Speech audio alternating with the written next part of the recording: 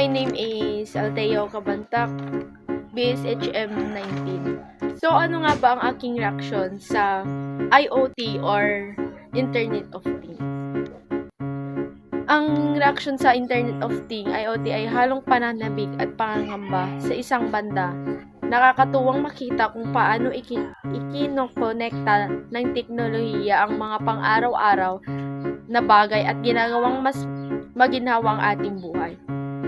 Ang mga matalinong tahanan na isusuot na fitness tracker at mga konektadong sasakyan ay ilan lamang sa mga halimbawa kung paano binabago ng IoT ang paraan ng ating pamumuhay. Ang potensyal para sa mas mataas na kahusayan, pinabuting kaligtasan at mas mahusay na pangangalagang pangkalusugan ay napakalaki.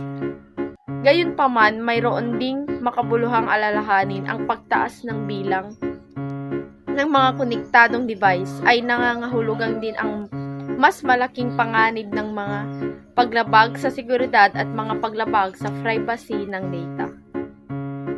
Higit pa rito, ang napakaraming data na nabuo ng mga taong tungkol sa pagmamayari ng data, storage at paggamit. Kailangan nating maingat. Sa huli, naniniwala ako na ang IoT or Internet of Things ay may potensyal na maging isang malakas na puwersa para sa kabutihan. Ngunit kung maagap natin, tutugunan ang mga naugnayan na panganib ang mas malakas na mga hakbang sa seguridad. Malinaw na mga regulasyon sa privacy ng data at upang matiyak na ang mga benepisyo ng IoT ay maisa katuparan ng responsable. So, ito naman ang mga advantage of Internet of Things or IoT.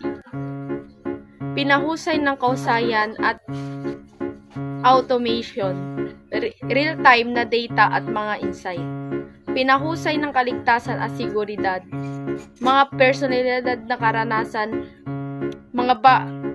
at mga bagong oportunidad sa negosyo.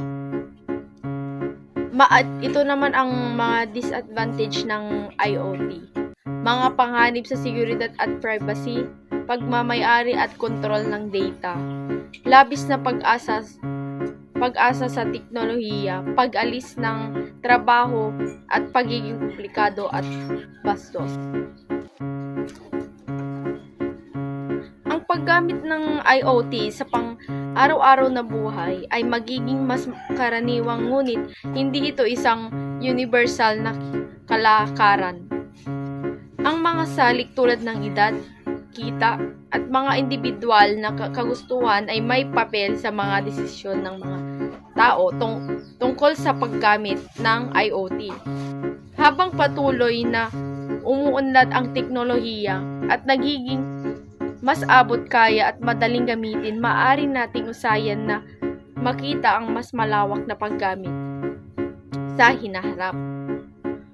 Kung ang IoT ay mabuti o masama para sa lipunan ay nakasalalay sa kung paano natin pinamamahalan ang pagpapatupad nito at tinutugunan ang mga hamon nito sa pamamagitan ng pagbibigay prioridad sa seguridad, privacy, inclusivity at ethical na pagsasaalang-alang. Maaari naming gamitin ang kapangyarihan ng IoT upang lumikha ng isang mas mahusay, ligtas at napapanatiling hinaharap.